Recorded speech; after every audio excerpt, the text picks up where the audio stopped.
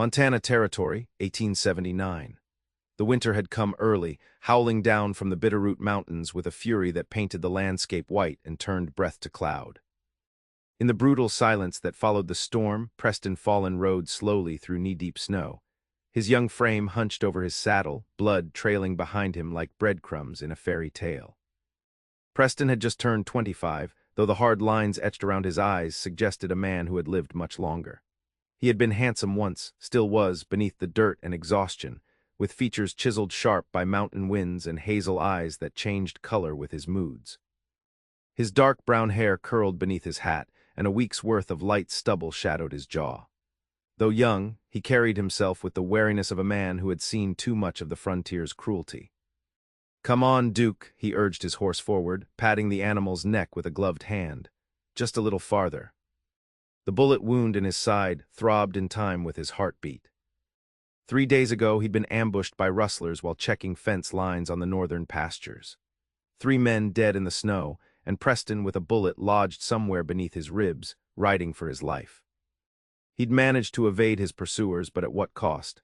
The blood loss had him drifting in and out of consciousness, and with each passing hour his conviction deepened. The frontier was no place for connection, for anything but survival. Out here a man lived and died alone. Preston had seen it time and again. Those who opened themselves to others only found heartbreak or betrayal waiting. "No attachments," he muttered through cracked lips, the philosophy that had kept him alive through 10 years of drifting. "No weakness." As the light faded, he squinted at what appeared to be a cabin nestled against a copse of pines ahead. Smoke curled from a stone chimney, promising warmth, but Preston hesitated. Seeking help meant vulnerability, and vulnerability on the frontier was as good as putting a gun to your own head. But Duke stumbled, nearly sending Preston face first into the snow. His horse couldn't go much further. Neither could he. The cabin door swung open just as Preston's horse reached the yard, and a woman stepped onto the porch, rifle in hand. The last of the daylight caught her hair, a rich auburn that tumbled in waves past her shoulders, and illuminated the deep blue of her dress beneath a heavy woolen shawl. "That's far enough," she called, her voice steady and clear in the frigid air. "State your business." Preston tried to respond, but found his tongue too thick, his vision tunneling to a pinprick of light. As darkness claimed him, he slid sideways from his saddle, landing with a soft thud in the snow. The last thing he remembered was the woman's face appearing above him, bright blue eyes wide with concern, framed by that fiery hair, and then nothing at all. Catherine Davis had never expected to find a dying man in her front yard, especially not with winter setting in and the nearest town a 2-day ride away.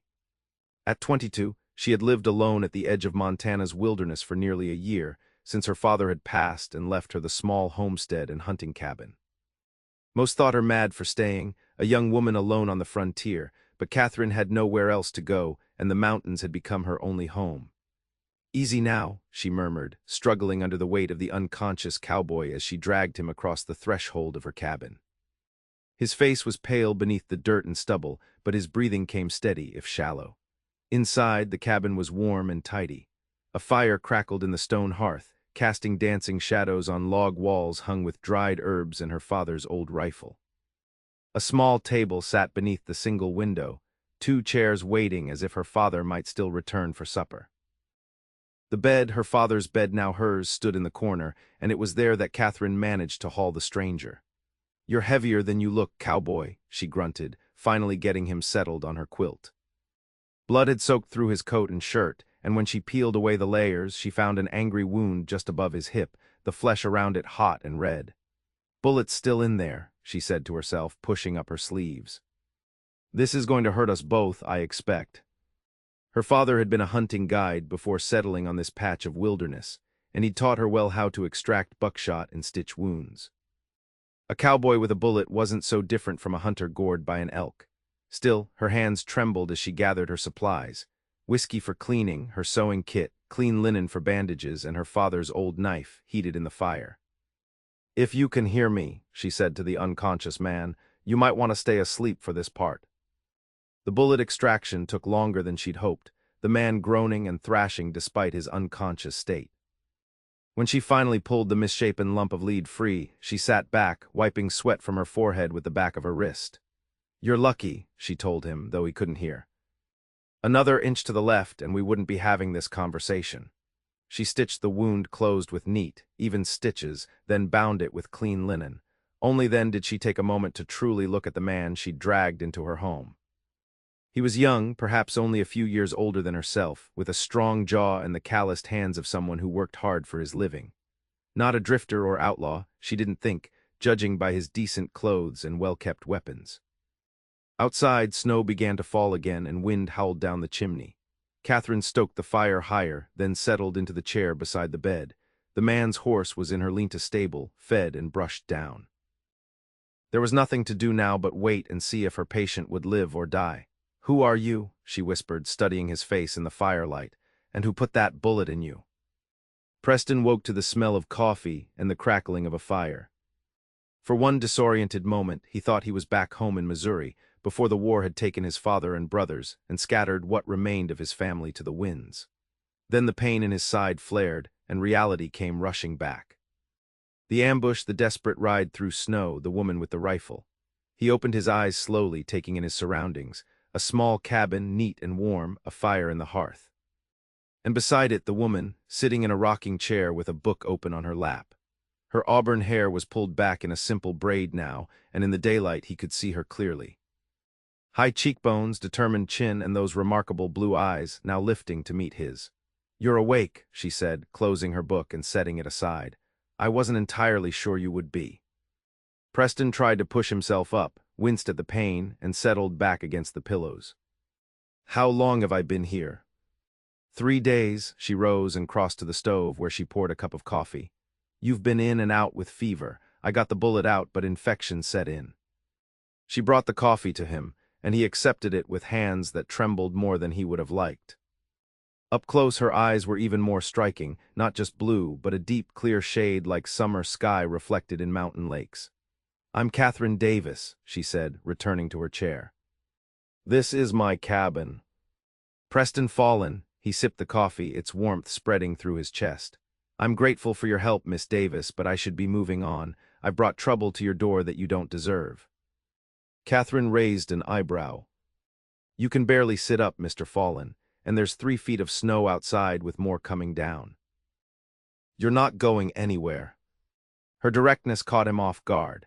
Women in his experience were either the painted doves of frontier saloons or proper Eastern ladies who spoke in circumlocutions and veiled meanings. Catherine Davis was neither. "The men who shot me aren't going to be tracking anyone through this blizzard," she finished for him. "And if they do, I've lived in these mountains all my life. I know how to defend what's mine." Preston studied her, trying to reconcile her youth and beauty with the confidence in her voice. She couldn't be more than 22 or 23, yet she lived alone in this wilderness and spoke of gunfights as calmly as discussing the weather. "Your husband," he began, glancing around for signs of another occupant. "Never had one," she replied simply. "This was my father's place, it's mine now." "Alone?" A shadow crossed her face. "My father passed last winter, pneumonia. There wasn't time to fetch a doctor." Preston nodded slowly, understanding better than she knew. Loss was the one true currency of the frontier. Everyone paid in it eventually. "I'm sorry to hear that," he said, and meant it. Catherine shrugged, but the casual gesture didn't quite reach her eyes. "That's the frontier for you, takes more than it gives." She stood, brushing her skirts. "You should rest. Your body's fighting hard to heal." As she turned to go, Preston caught her wrist. Her skin was warm beneath his fingers, and he felt her pulse jump at the contact. "Thank you," he said, meeting her gaze. "For saving my life." Something flickered in those blue eyes, surprise perhaps, or something deeper. "You're welcome, Mr. Fallon." She gently extracted her wrist from his grasp. "But don't thank me yet. You're not out of the woods." As she moved away to tend the fire, Preston sank back against the pillows, exhaustion pulling at him. Whatever trouble followed behind him, it would have to wait. For now, there was only pain and snow and the mysterious woman who had dragged him from death's doorstep. His last thought before sleep reclaimed him was that he'd been wrong to seek her help, not because she couldn't be trusted, but because now he owed a debt he wasn't sure he could repay. And in Preston Fallon's experience, debts on the frontier always came due, usually with interest.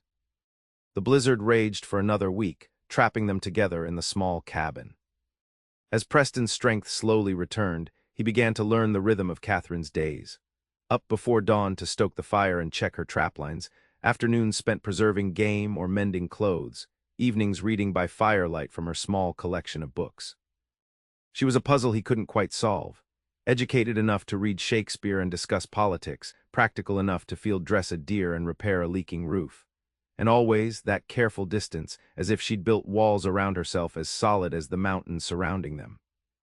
"How does a woman like you end up alone out here?" he asked one evening as they shared a rabbit stew she'd prepared. Catherine glanced up from her bowl. "A woman like me." "Educated, young," he hesitated. "Beautiful." A faint color touched her cheeks, but her expression remained neutral. "My father was a schoolteacher back east before the war. He taught me everything he knew." She stirred her stew absently. "After my mother died of cholera when I was 14, he couldn't bear the memories. We came west. He guided hunting parties trapped in winter. I learned alongside him." "And no suitors." Hard to believe in a territory where women are scarcer than gold. She set her spoon down deliberately. "There were offers, none I cared to accept." "Why not?" Catherine met his gaze directly. "Because they all wanted to tame me, mister. Fallen, make me into something I'm not." She gestured to the cabin around them. "This life, it's hard and lonely sometimes, but it's mine. My choices, my terms." Preston nodded slowly, understanding. The frontier changed people, shaped them into something harder, more essential. Catherine Davis had been forged by this wilderness just as surely as he had. "What about you?" she asked, turning the tables. "Why were those men trying to kill you?" It was Preston's turn to hesitate. The wound in his side was healing well, but the memory of the ambush remained raw. "I work for the Wallace Creek Ranch," he finally said, "largest spread in the territory. The owner, James Harrington, hired me last spring as his foreman. And someone's been rustling his cattle, small numbers at first but getting bolder. I tracked them north, found where they were holding the stolen stock." He rubbed a hand across his jaw. "Wasn't expecting so many of them, or for them to be waiting for me." "Rustlers don't usually shoot to kill," Catherine observed. "They run when caught." Preston's expression darkened. These weren't ordinary rustlers. They're organized, professional, and they've got someone inside the ranch feeding them information. "You have proof." "They knew exactly when I'd be checking that section of fence. Only a handful of people had that information." He met her gaze. "They'll try again once the snow clears, and not just for me." Catherine was quiet for a long moment, absorbing his words. "The ranch owner, does he have family?" "A daughter, Eleanor. She's back east at school, but due to return in the spring." Preston's voice softened. "She's why he hired me. Said he needed someone he could trust to keep things running, keep her safe when she returns." "And can he trust you?" The question hung in the air between them, simple yet weighted with implication. "Yes," Preston said finally, "but trust runs both ways, Miss Davis. And I've learned the hard way that on the frontier it's a luxury few can afford." Catherine studied him, her blue eyes thoughtful. "Is that why you travel alone? No partner, no friend at your back?" "Partners can betray you. Friends can die because of your mistakes." His voice was flat, but old pain lurked beneath the words. "Better to count on yourself and no one else. That's a lonely way to live." "It's a way to stay alive." Preston pushed back from the table, his side protesting the sudden movement. "And speaking of staying alive, I should be leaving as soon as the trail's clear. I've imposed on your hospitality long enough." "The pass won't be clear for at least another 3 weeks," Catherine replied pragmatically, "and you're still healing. You wouldn't make it 10 miles. I can't stay here, the men who shot me." "Won't find you," she interrupted. "Not in this weather, not this far off the main trails." Preston wanted to argue, but exhaustion was already pulling at him, the day's exertions taking their toll on his recovering body. Catherine seemed to notice, rising to clear their dishes. "Rest, Mr. Fallen," she said, her voice gentler than before. "Tomorrow's soon enough to plan your great escape." As he made his way back to the bed that had become his sick room, Preston caught himself watching the way firelight played across her hair, turning it to living flame. A dangerous observation, he told himself. Catherine Davis might have saved his life, but getting attached to her, to anyone, was a mistake he couldn't afford. The frontier had taught him that lesson too well. Connections were vulnerabilities, and vulnerabilities got you killed. The days settled into a rhythm. As Preston's strength returned, he insisted on contributing to the work of the cabin, chopping wood, mending tack, cleaning Catherine's rifles. At first, she had protested, concerned about his healing wound, but there was relief in her eyes when he took some of the burden from her shoulders. "You handle that Winchester like you were born to it," he observed one afternoon as she cleaned the rifle after returning from hunting. A brace of rabbits hung by the door, ready to be skinned. "Father insisted I learn," she replied, running an old cloth down the barrel with practiced ease. "Said a woman alone needs to shoot straight or she won't be alone for long, she'll be dead." Wise man. He was, a ghost of a smile touched her lips. Though he'd be scandalized to see me allowing a strange man to convalesce in my home. "Am I still strange to you?" Preston asked, the question slipping out before he could consider its weight. Catherine's hands stilled on the rifle.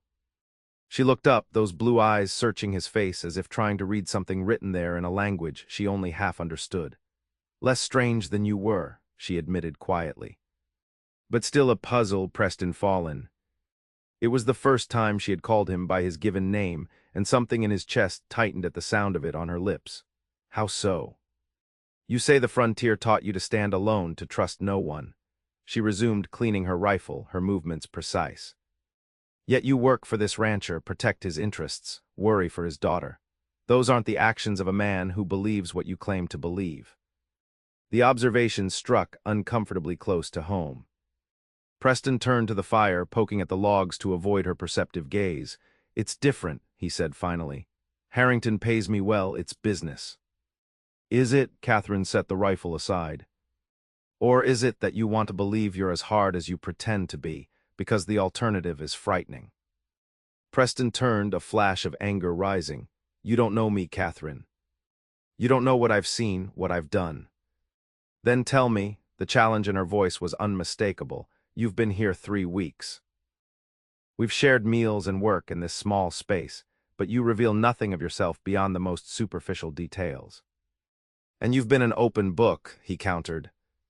"I've answered every question you've asked." Color had risen in her cheeks, making her beauty all the more striking. "You know about my father, my mother, how I came to be here." "Facts, not truths," Preston said, stepping closer. "I know the events of your life, not what drives you. Why does a young woman choose solitude in this wilderness when she could have comfort, protection, a life among people?" Catherine rose to face him, her chin lifted in defiance. "Because people are often more dangerous than wolves or winter, Mr. Fallen. At least nature is honest in its cruelty." The words hung between them, revealing more than perhaps she had intended. In that moment Preston saw her clearly, not just the capable frontier woman but the wounded soul beneath, as wary and defensive as his own. "Something happened," he said softly. "Something that made you retreat to this mountain." Catherine's gaze faltered for the first time. "We all have our reasons for the paths we choose." "Tell me yours," Preston urged, his voice gentle now. "You've earned my trust, Catherine. Trust me in return." The cabin was silent save for the crackling of the fire and the distant howl of wind through pine boughs. Catherine moved to the window, staring out at the snow-covered landscape, her back to him. "I was engaged once," she said finally, her voice so low he had to strain to hear it. "To the son of a banker in Helena. My father was ill already, wanted to see me settled before he—" She trailed off, then continued. "Robert seemed kind, respectful of my unusual upbringing." Preston waited, sensing there was more to the story, something darker. "After the engagement was announced, he changed," Catherine continued. "Small things at first, criticizing my clothes, the way I spoke, then larger ones. He wanted me to sell this place once my father passed, said it wasn't suitable for a banker's wife to have connections to such rustic beginnings." She turned back to face Preston, her expression composed but her eyes haunted. "The night before we were to be married, I overheard him talking with his friend. He laughed about taming the mountain wildcat, how once we were wed, he'd break me to bridle like one of his horses." A cold anger settled in Preston's chest at her words. "What did you do?" "I left that night, rode back here through a snowstorm not unlike the one that brought you to my door." The ghost of a smile touched her lips. Father was still alive then, though failing. He laughed until he cried when I told him what happened, said he'd raised no docile heifer to be yoked to a preening peacock. Preston couldn't help but smile at that. I think I would have liked your father. He would have liked you too, Catherine said softly, then seemed surprised by her own words. An awkward silence fell between them, heavy with unspoken things. Preston found himself wanting to cross the room to her, to offer some gesture of comfort or understanding, but held himself in check. Such impulses were dangerous for both of them. Instead, he turned the conversation. I'll teach you to play poker, he said abruptly, to pass the time until the snow clears. Catherine blinked at the sudden shift, then smiled, a real smile that transformed her face and sent an unexpected warmth through Preston's chest. Very well, Mr. Fallon, but I should warn you, my father taught me to count cards before he taught me to read. Preston laughed, the sound surprising him as much as it seemed to surprise her. Then I'll have to be on my guard. As he gathered scraps of paper to serve as chips, Preston pushed aside the unwelcome realization that he was beginning to enjoy Catherine's company far more than was wise. The snow would clear eventually, and with it, his reasons to stay. Better not to form attachments that would only lead to pain when the inevitable separation came. But as Catherine settled across from him, firelight turning her hair to living flame and laughter dancing in her eyes, Preston found his hard-won defenses weakening. And that, he knew, was more dangerous than any bullet or blizzard could ever be. The first sign of trouble came a month after Preston's arrival. The snow had begun to recede, leaving the mountain trails slushy but passable. Catherine had gone to check her traplines, leaving Preston to repair a loose shutter on the cabin. He was on the ladder when Duke nickered from the Linta stable, a soft sound of warning. Preston froze, listening. Then he heard it, the distant crunch of hooves on snow, at least 2 riders approaching from the south. Moving quickly despite his still-healing wound, Preston descended the ladder and retrieved his revolver from inside the cabin. He checked the loads, then positioned himself on the porch, partially hidden by a stack of firewood with a clear view of the trail. The riders appeared minutes later, 2 men on sturdy mountain horses, rifles across their saddles. They pulled up short when they saw the cabin, conferring briefly before continuing forward at a walk. "Hello, the house," one called, a burly man with a thick beard. "Anybody home?" Preston stayed silent, watching their approach. Neither man matched the descriptions of his attackers, but that meant little on the frontier where hired guns were plentiful and loyalty purchased cheap. "Looking for shelter for the night," the second man added, younger and clean-shaven. Storm brewing over the pass. Still, Preston waited, noting how their eyes scanned the property, how their hands stayed close to their weapons. Not ordinary travelers, these two. They had the watchful eyes of hunters. Finally, he stepped into view, his revolver held casually at his side. "Afternoon, gentlemen, this isn't a way station." The men exchanged glances, surprise and something else, recognition, flickering across their faces. "We're just looking for a place to wait out the weather," the bearded one said. "Happy to pay for the privilege." "Not my place to offer," Preston replied evenly, "and the owner's not one for unexpected visitors." "The owner," the younger man repeated, his tone thoughtful, "heard this place belonged to old man Davis." "He's still alive." "His daughter owns it now," Preston said, watching their reactions carefully. "She'll be back soon." Another meaningful glance passed between the men. The bearded one nodded slightly. "Daughter, huh? Interesting." He shifted in his saddle. "And you are?" "Just passing through myself," Preston said, "recovering from an accident." "That's so," the younger man's hand drifted closer to his holster. "Funny coincidence. We're looking for a man who had an accident about a month back. Foreman from the Wallace Creek Ranch." Preston's grip tightened on his revolver. "Can't help you there." "No," the bearded man smiled without warmth, "because you fit the description pretty well, friend." Preston Fallon, isn't it? The moment stretched, taut as a bowstring. Preston calculated his odds, 2 against 1, both armed, and he's still not at full strength. "Who's asking?" he said finally. "Name's Tucker," the bearded man said. "This is my associate, Reeves. We work for a gentleman with an interest in Wallace Creek Ranch affairs." "And what's his interest in me?" Tucker shrugged. "He'd like to discuss a business proposition with you." One that would be financially advantageous. I already have a job. One that nearly got you killed, Reeves pointed out. Our employer values loyalty, rewards it handsomely. And if I'm not interested in his proposition. Tucker's smile faded. Then I expect you'll have another accident, a permanent one this time. The sound of a rifle being cocked cut through the tension. All three men turned to see Catherine standing at the edge of the clearing, her Winchester aimed steadily at Tucker's chest. I believe my guest asked you to move on, she said, her voice as cold and clear as a mountain stream. Tucker raised his hand slightly. No offense intended, ma'am, just having a friendly conversation. Doesn't sound friendly to me. Catherine moved forward, keeping her rifle trained on them. This is private property. You're not welcome here. Reeves started to reach for his gun, but Preston raised his revolver. I wouldn't, he warned. For a moment, violence hung in the air, a breath away from eruption. Then Tucker laughed, a harsh sound without humor. Well, now isn't this cozy? The wounded wolf found himself a she-wolf. He nudged his horse backward. We'll be on our way, ma'am, but our employer's offer stands fallen. Think on it. Who is your employer? Preston demanded. Tucker merely smiled. He'll find you when the time's right. He turned his horse. Come on, Reeves. These lovebirds want their privacy. The two men rode away, but Preston kept his revolver trained on them until they disappeared around the bend. Only then did he lower the weapon, turning to find Catherine already approaching, her own rifle still ready. Friends of yours? She asked, her eyes scanning the trees as if expecting more visitors. The opposite, Preston said grimly. They work for whoever's behind the rustling operation.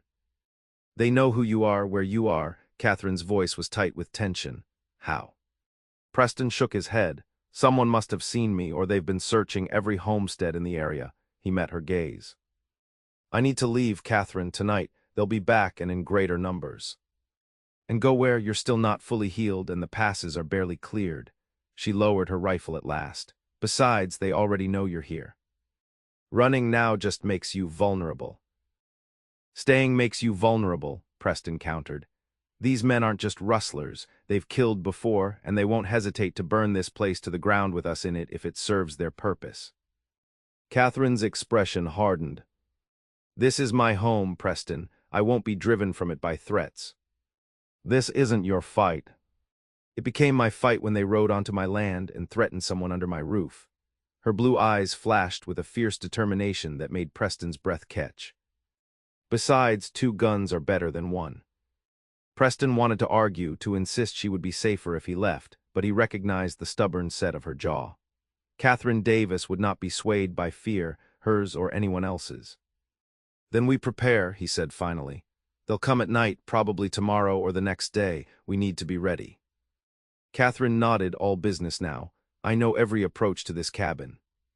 We can set traps, create defensive positions.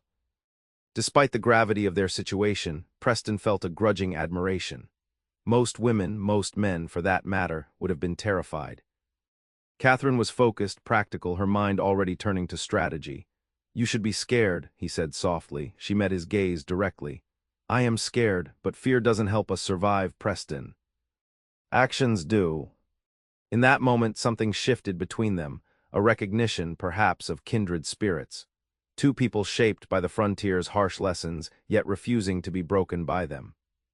All right then, Preston said, holstering his revolver. Let's get to work. As they moved inside to begin preparations, Preston tried to ignore the conflicting emotions churning within him. Concern for Catherine's safety, determination to protect her, and beneath it all, a growing admiration that threatened to become something deeper and far more dangerous. They worked through the day and into the evening, preparing the cabin for defense. Preston showed Catherine how to create simple alarms, tin cans strung on wire across likely approaches, a trip wire connected to a shotgun loaded with rock salt, while she shared her knowledge of the surrounding terrain, identifying blind spots and potential ambush points. We should sleep in shifts tonight, Preston said as they sat before the fire, cleaning their weapons. Night had fallen, wrapping the cabin in darkness broken only by firelight and the small lamp on the table. They probably won't come before tomorrow, but we shouldn't take chances. Catherine nodded, running a cloth down the barrel of her rifle. I'll take first watch. No, I'll. You're still healing, she interrupted firmly. You need rest more than I do. I'll wake you at midnight. Preston wanted to protest but found himself stifling a yawn. His side ached from the day's exertions, a reminder that he wasn't yet at full strength. All right, he conceded. But wake me at the first sign of trouble. Promise me, Catherine. Her expression softened slightly. I promise. As Preston settled onto the bed, he watched Catherine move to the window, rifle in hand. Firelight caught the edges of her profile, illuminating the determined set of her jaw, the slight furrow of concentration between her brows. In that moment, she looked both vulnerable and formidable, a contradiction that seemed to define her. "Why are you doing this?" he asked quietly, "risking your life for a stranger who brought danger to your door?" Catherine didn't turn from the window. For a long moment, he thought she might not answer. "You're not a stranger anymore," she finally said, her voice so soft he almost didn't hear it. "And I've spent too much of my life hiding from the world, Preston. Sometimes we have to stand our ground, even when it's frightening." Her words resonated in a way he hadn't expected, touching something buried deep within him. How long had he been drifting, avoiding connections, telling himself it was strength when perhaps it had been fear all along? Sleep claimed him before he could examine the thought further, pulling him into darkness punctuated by dreams of gunfire and Catherine's voice calling his name. The attack came just before dawn. Preston woke to Catherine's hand on his shoulder, her finger pressed to her lips in warning. Outside, the faint gray light of pre-dawn cast the world in shades of charcoal and silver. "Someone tripped the wire on the north side," she whispered, handing him his revolver. "At least 3 men moving quietly." Preston nodded, fully awake now. They had discussed their strategy. Catherine would take position at the loft window with her rifle, while Preston covered the ground floor. The cabin's thick logs would provide good protection against bullets, but fire was their greatest fear. If the attackers decided to burn them out, options would be limited. "Remember," he said quietly as they moved to their positions, "if it goes bad, there's a horse saddled behind the woodshed. You ride hard for Wallace Creek. Harrington will help you." Catherine paused on the ladder to the loft, looking down at him with an expression he couldn't quite read. "We ride together or not at all," she said simply, then continued upward. Before Preston could respond, the first shot rang out, splintering wood beside the front window. He ducked low, moving to the side where he could see through a narrow gap in the shutters. 5 men, not 3, were advancing on the cabin from different directions, using trees and the woodpile for cover. Preston recognized Tucker and Reeves among them. "Fallen," Tucker's voice boomed across the clearing. "Last chance to be reasonable. Come out now, hear our employer's offer, and the lady doesn't have to get hurt." "Your employer can go to hell," Preston called back, then whispered upward to Catherine, "Wait for a clear shot, make it count." The response was a volley of gunfire that peppered the cabin's front wall. Preston held his position, waiting as the attackers grew bolder, moving closer during pauses in their shooting. The sharp crack of Catherine's rifle broke the momentary silence. One of the attackers, not Tucker or Reeves, cried out and fell, clutching his shoulder. The others scattered for better cover, surprised by the accuracy of the shot. "That's one," Catherine called down, already reloading. The firefight intensified, bullets thudding into the cabin walls as Preston and Catherine returned fire carefully, conserving ammunition. They managed to wound another attacker, but the remaining 3, including Tucker and Reeves, maintained their positions, keeping up steady pressure. Then Preston smelled it, the acrid scent of coal oil and burning wood. "They're trying to smoke us out," he warned, spotting flames beginning to lick at the corner of the cabin where Reeves had thrown a burning torch. Catherine descended from the loft, her face grim. "The back door." "If we can reach the horses." A bullet shattered the window beside them, sending glass flying. Preston instinctively pulled Catherine down, shielding her with his body as more shots followed. "They're watching the back too," he said, releasing her reluctantly. "We need to create a diversion." Catherine's eyes darted around the cabin, then fixed on something behind Preston. "The root cellar," she said suddenly. "Father dug an overflow tunnel that comes out near the creek. It's narrow, but we could make it through." Hope surged in Preston's chest. "Where?" "Under the rug by the hearth." "Help me move this." Together they pulled aside the bearskin rug, revealing a trapdoor set into the floor. As Catherine pulled it open, Preston fired several shots through the window to keep their attackers at bay. "Go," he urged, helping her onto the ladder that descended into darkness. "I'll be right behind you." Catherine hesitated, clutching his arm. "Promise me." "I promise." On impulse, he leaned forward and pressed his lips to hers, a brief, fierce kiss that surprised them both. "Now go." As Catherine disappeared into the cellar, Preston gathered the remaining ammunition and a small sack of provisions they had prepared. The smoke was thickening now, making his eyes water and his lungs burn. The fire had caught properly, spreading rapidly along the outside wall. With a last glance at the cabin that had sheltered them, Preston descended into the darkness after Catherine, pulling the trapdoor closed above him. The root cellar was cool and earthy smelling, with rough-hewn shelves holding preserved foods and supplies. Catherine already had a small lantern lit, its glow revealing a narrow tunnel at the far end. "This way," she whispered, leading him forward. "It's about 50 yards to the outlet. Father used it to store extra supplies and as an escape route if Indians ever attacked." The tunnel was cramped, forcing them to move in a crouch. Preston's wound protested the awkward position, but he pushed the pain aside, focusing on keeping pace with Catherine as she navigated the passage with practiced ease. Above, they could hear muffled shouts and the dull roar of the growing fire. Preston tried not to think about the cabin burning, about Catherine losing her home because of him. After what seemed an eternity, they reached the tunnel's end, sealed with a heavy wooden door disguised from the outside as a boulder outcropping. Catherine pushed it open cautiously, peering out into the gray dawn. "Clear," she whispered, slipping outside. They emerged into a small ravine near the creek, sheltered from view of the cabin by a stand of pines. The horses were tethered nearby just as they had planned as a precaution. "We need to move quickly," Preston said, helping Catherine mount before swinging into his own saddle. "They'll realize we've escaped soon enough." Catherine's gaze was fixed on the plume of smoke rising from the direction of her cabin, her expression a mixture of grief and anger. "Everything I had, my father's books, my mother's locket." Preston reached across the space between them, taking her hand. "I'm sorry, Catherine, this is my fault." She turned to him, her blue eyes fierce despite the tears gathering in them. "No, it's their fault, and they'll pay for it." She squeezed his hand once, then released it, gathering her reins. "Wallace Creek Ranch, you said. How far?" 2 days' ride, Preston replied, relieved that she was focusing on action rather than loss. "But we can't take the main trails." "They'll be watching." Catherine nodded, determination replacing grief on her face. "I know these mountains better than they ever will. Follow me." As they rode away, Preston resisted the urge to look back at the smoke rising behind them. Instead, he watched Catherine's straight back and proud carriage as she led them deeper into the wilderness, away from pursuit. The cabin was gone, but Catherine Davis was still fighting. And as long as she was, Preston would fight alongside her, regardless of the cost. They rode hard through the day, taking game trails and forgotten paths that wound through the mountains like veins through a living body. Catherine led with confidence, pushing their mounts as fast as the difficult terrain would allow.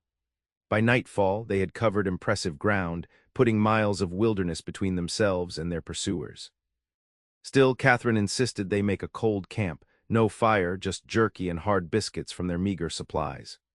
"We should reach the valley by midday tomorrow," Preston said as they settled beneath a rocky overhang, the horses ground-tethered nearby. "From there, it's half a day to Wallace Creek." Catherine nodded, her face pale with exhaustion in the faint moonlight. The day's desperate flight had taken its toll, though she had not complained once. "You should rest," he said gently. "I'll take first watch." To his surprise, she didn't argue, merely wrapped herself in the single blanket they'd brought and curled on her side facing him. Her voice, when it came, was soft with vulnerability he'd rarely heard from her. "It was the only home I ever truly belonged in," she said, and he knew she was thinking of the cabin, now surely reduced to ashes and charred logs. Preston moved closer, settling beside her. "We'll make them pay, Catherine, I promise you that." She was silent for so long he thought she might have fallen asleep. Then her hand found his in the darkness, fingers intertwining. "I never thanked you," she said. "For what? Getting your home burned down, bringing killers to your door. For reminding me what it feels like not to be alone." The simple honesty of her words struck him like a physical blow. cracking something open inside his chest that he had kept sealed for years. "Catherine," he began, not sure what he meant to say. "I know," she interrupted softly. "This isn't the time, but if something happens tomorrow, if things go wrong, I wanted you to know that I don't regret helping you that day." "Not for a moment." Preston tightened his grip on her hand, emotions he couldn't name rising in his throat. "Get some sleep," he managed finally. "We have a hard ride ahead." She nodded, her eyes already closing. Within minutes, her breathing had deepened into sleep, the tension easing from her face, making her look younger, more vulnerable. Preston kept watch through the night, his revolver ready, listening for any sound that might indicate pursuit. But his thoughts were not on danger. They were on the woman sleeping beside him, and the realization that somewhere in the past weeks, she had become important to him in a way no one had been for a very long time. The frontier had taught him that attachments were vulnerabilities, connections were weaknesses to be exploited. Yet here he was, his heart racing at the simple touch of Catherine's hand in his, ready to fight, to die if necessary, to keep her safe. If that was weakness, perhaps he had been wrong about strength all along. The Wallace Creek Ranch came into view late the following afternoon, a sprawling complex of buildings nestled in a valley between rolling hills. Smoke rose from the main house chimney, and cattle dotted the nearby pastures, fat and healthy despite the winter hardship. Catherine pulled her horse up beside Preston's as they paused on a ridge overlooking the ranch. "It's larger than I expected," she said, taking in the sight. "Harrington started with nothing 20 years ago," Preston replied. "Built it all through determination and smart management. He's a good man, one of the few I've met out here deserving of the title." They rode down toward the ranch, both alert for any sign of trouble. Preston had explained during their journey that he couldn't be certain who at the ranch might be working with the rustlers. The trader could be anyone from a common ranch hand to Harrington's foreman, who had replaced Preston during his absence. As they approached the main gate, two riders moved to intercept them, rifles ready but not yet aimed. "Hold up there," one called, then recognition dawned on his weathered face. "Preston." "Good Lord, man, we thought you were dead." "Not for lack of trying on someone's part, Charlie," Preston replied, relief evident in his voice. This was Charlie Dawson, the ranch's most experienced hand and someone Preston trusted implicitly. "Is Harrington at the house?" Charlie nodded, his gaze shifting curiously to Catherine. "He is, and who might this lady be?" "A friend," Preston said simply. "One who saved my life and lost everything because of it. We need to speak with Harrington immediately." Charlie's expression grew serious. "Of course, follow me." As they rode toward the main house, Catherine leaned closer to Preston. "Can you trust him?" she whispered. "Charlie, with my life," Preston replied without hesitation. "He's been with Harrington for 15 years, loyal as they come." The main house was an impressive two-story structure built of solid timber and stone, with wide verandas and tall windows. As they dismounted, the front door opened, and James Harrington himself stepped out. A tall, broad-shouldered man in his 50s, with silver threading through his dark hair and a neatly trimmed beard. "Fallen," he said, genuine pleasure lighting his eyes. "When you didn't return, we feared the worst." "Nearly was the worst, sir," Preston replied, shaking the older man's hand. "I need to speak with you privately. There's more happening than simple cattle rustling." Harrington nodded gravely, then turned his attention to Catherine. "And who is this young lady?" "Catherine Davis," Preston said. "She found me half dead in the snow, patched me up, and then lost her home protecting me when the rustlers tracked me down." Harrington's expression softened. "Then we owe you a great debt, Miss Davis. Please, both of you, come inside. You look exhausted." The interior of the house was as impressive as the exterior, comfortably furnished with a mixture of frontier practicality and Eastern refinement. A woman in her 40s, handsome rather than beautiful, with kind eyes and a practical manner, appeared from what must have been the kitchen. "Martha," Harrington said, "we have guests in need of refreshment. Preston Fallen has returned to us, and this is Miss Catherine Davis." Martha's face broke into a warm smile. "Mr. Fallen. We've been so worried." She turned to Catherine with motherly concern. "My goodness, you both look like you've ridden through hell itself. Come, let me get you some food while the men talk." Catherine hesitated, glancing at Preston. He understood her reluctance to be separated. After days of watching each other's backs, the idea of splitting up felt wrong somehow. Martha is Harrington's housekeeper and cousin, he explained quietly. You'll be safe with her. Something passed between them, trust, understanding, perhaps something deeper, and Catherine nodded, following Martha toward the kitchen after one last glance at Preston. Harrington led Preston to his study, a book-lined room with a large desk and comfortable leather chairs. Once the door closed behind them, he poured 2 glasses of whiskey, handing one to Preston. Now, he said, settling into a chair, tell me everything. Preston did, starting with the ambush a month earlier and continuing through his time at Catherine's cabin, the visit from Tucker and Reeves, and the subsequent attack that had destroyed her home. He explained their suspicion that someone within the ranch was feeding information to the rustlers, perhaps even someone in a position of authority. Harrington listened without interruption, his expression growing darker by the minute. When Preston finished, he rose and paced to the window, looking out over his land with troubled eyes. I had my suspicions, he said finally. Cattle disappearing from specific pastures, always when certain men were assigned to them. But a coordinated operation of this scale, he shook his head. Who would have the resources, the connections? I've been thinking about that, Preston said, nursing his whiskey. It would take someone with money, influence, and a grudge against you or the ranch. Harrington turned, a humorless smile touching his lips. That describes half the territory fallen. I've made enemies building this place, men who thought I took what should have been theirs, who resented my success or my methods. But this feels personal, Preston insisted. The way Tucker talked, his employer doesn't just want your cattle, he wants to send a message, wants to hurt you. Harrington was silent for a long moment, conflict evident on his face. Then he sighed heavily. There is someone, he admitted. Victor Radcliffe, he owns the Double R Ranch to the north. I know the name, Preston said, never met the man. Few have these days, he keeps to himself, runs his operation through managers and foremen. Harrington returned to his seat, swirling the amber liquid in his glass. We were partners once, years ago when we both first came to the territory. Had a small spread together, just starting out. Preston sensed there was more to the story. What happened? Harrington's expression darkened. Eleanor's mother, my late wife, Margaret, happened. She came west as a schoolteacher. Victor saw her first, began courting her. I had no intention of interfering, considered Victor a brother. His voice grew tight with old pain. But Margaret chose me. Victor couldn't accept it, accused me of betrayal, of stealing what was rightfully his.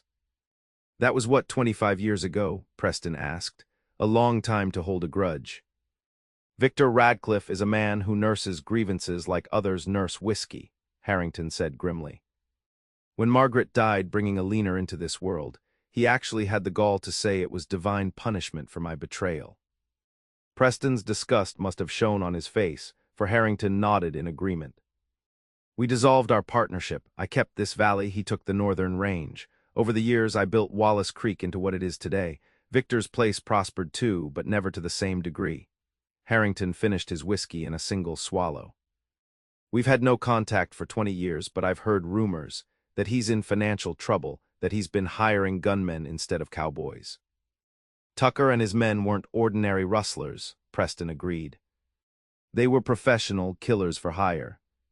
If it is Victor behind this, Harrington's voice hardened, he won't stop with cattle or burning out your friend's cabin. He'll want everything I've built destroyed.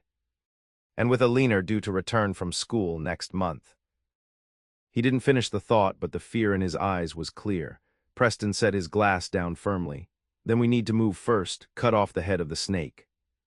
How? We have suspicions, but no proof. And if someone at the ranch is feeding him information, we don't know who to trust. We set a trap, Preston said, leaning forward. Feed false information through channels we control, see who takes the bait. Harrington nodded slowly, considering. It could work, but it's risky. Everything worth doing out here is risky, Preston replied. And I owe it to Catherine to make this right. Those men burned everything she had because of me. A knowing look crossed Harrington's face. I see, he said quietly. She means something to you, this young woman. Preston started to deny it automatically, then stopped himself. What was the point in lying to Harrington or to himself? Yes, he admitted. though I've done my best not to let her know it. And why is that? Because people I care about tend to get hurt, Preston said bluntly, and she's been hurt enough. Harrington studied him for a long moment, then smiled slightly. You know, Fallen, for a smart man, you can be remarkably thick-headed at times. Before Preston could respond to this unexpected observation, a knock came at the study door. Martha entered, her expression troubled. James, I thought you should know. Miss Davis is preparing to leave. Leave? Preston stood immediately. Where is she? In the stable. She's insisting on borrowing a horse. Martha wrung her hands. I tried to convince her to at least wait until morning, but she's determined. Preston was already moving toward the door. Thank you, Martha. I'll handle this. As he strode across the yard toward the stables, his mind raced with possibilities. Why would Catherine be leaving now after everything they'd been through? Had he said something to offend her? Did she feel unwelcome at the ranch? He found her in the main stable, saddling a sturdy bay mare with practiced efficiency. She had washed the trail dust from her face and changed into clean clothes, probably borrowed from Martha, as they were a bit too large for her slender frame. Going somewhere? He asked, keeping his voice neutral despite the unexpected hurt he felt at finding her preparing to leave without a word. Catherine turned, not quite meeting his eyes. To town, she said, continuing to tighten the cinch. I heard it's only a few hours' ride. I need supplies, clothes. You could have asked. Harrington would have sent someone. I've imposed enough, she interrupted. You're safe now with your people. You don't need me anymore. The words struck Preston like a physical blow. Is that what you think, that I was using you for protection, for shelter, and now I'm done with you? Catherine's hands stilled on the saddle. I think you have your life here, Preston, a good position, people who respect you. I'm just, she gestured vaguely, a complication, an obligation you feel because I lost my home. An obligation, he repeated, anger rising. Is that really what you believe? What else should I believe? She demanded, finally meeting his gaze, her blue eyes flashing. You never said anything to suggest otherwise. I kissed you, Preston pointed out, stepping closer. In the middle of a gunfight when we both thought we might die, she countered. That's not exactly a declaration of feelings, Preston. He ran a hand through his hair, frustration mounting. I'm not good at this, Catherine, at saying what I feel. Then don't, she said, turning back to the horse. Let's just leave it. You've done your duty, brought me to safety. I appreciate it, truly. But I need to figure out what comes next for me, and I can't do that here, feeling like a charity case. What if I want you to stay? The words escaped before he could consider them. Catherine froze, then slowly turned to face him. Why? It was a simple question with a complicated answer. Preston had spent years avoiding attachments, convincing himself that to care was to be vulnerable, and to be vulnerable was to be weak. The frontier had no place for weakness, but Catherine Davis had walked into his life, or rather dragged him bleeding into hers and shattered those carefully constructed beliefs. She was the strongest person he'd ever met, and her strength came not from isolation but from courage, from opening herself to possibility despite having been hurt before. Because when I'm with you, he said finally, his voice low and intent, I remember who I wanted to be before the frontier taught me to be afraid. Because you make me brave in ways that have nothing to do with guns or fistfights. Catherine's expression softened, vulnerability and hope warring in her eyes. Preston, I know it's not fair, he continued, moving closer until they were only a foot apart. You've lost everything because of me, your home, your father's books, your independence. I have no right to ask you for anything more. You didn't ask those men to burn my cabin, Catherine said quietly, and material things can be replaced. But your home was becoming a hiding place, she interrupted. A way to avoid facing the world, facing my fears. Her voice strengthened. Maybe losing it was terrible, but maybe it was also necessary. It forced me back into the world. Preston reached out, tentatively brushing a strand of auburn hair from her cheek. Stay, he said simply. Not forever, not if you don't want to, but long enough for us to figure out what this is between us, long enough to make those men pay for what they did to you. Catherine didn't pull away from his touch. Instead, she leaned into it slightly, her eyes never leaving his. And then what? She asked softly. What happens after we've had our revenge, Preston? Do we just go our separate ways? I don't know, he admitted honestly. I only know that the thought of you riding away right now feels like taking another bullet, and I'd rather face a dozen armed rustlers than watch you disappear from my life. For a long moment, Catherine said nothing, searching his face as if looking for some sign, some proof of his sincerity. Then slowly she stepped back, releasing the horse's reins. All right, she said, I'll stay for now. Relief washed through Preston, so profound it left him momentarily speechless. He hadn't realized until that moment how desperately he'd needed her to say yes. Thank you, he managed finally. Catherine's lips curved in a small smile. Don't thank me yet, Mr. Fallen. I may prove more trouble than I'm worth. I doubt that very much, Miss Davis. He offered her his arm in a gesture that felt both formal and intimate. Shall we go tell Harrington you'll be staying for dinner at least? As they walked back toward the main house, Preston felt something he hadn't experienced in years. A lightness in his chest, a sense of possibility. The danger hadn't passed, indeed it might be just beginning. But for the first time in a long time, he wasn't facing it alone, and that, he was beginning to realize, made all the difference.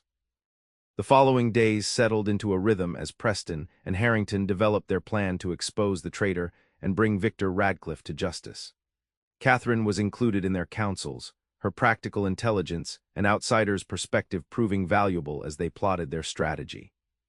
Harrington had spread word that a large cattle drive was being prepared to move a significant portion of the herd to the railroad at Helena, a tempting target for rustlers. In reality, the cattle would be moved to the southern pastures, while armed men waited in ambush along the northern route where the rustlers would likely strike. The key is making sure only certain people know the actual date and route, Preston explained as they reviewed the plan in Harrington's study. That way, when the rustlers show up, we'll know who fed them the information. Catherine frowned, studying the map spread across the desk.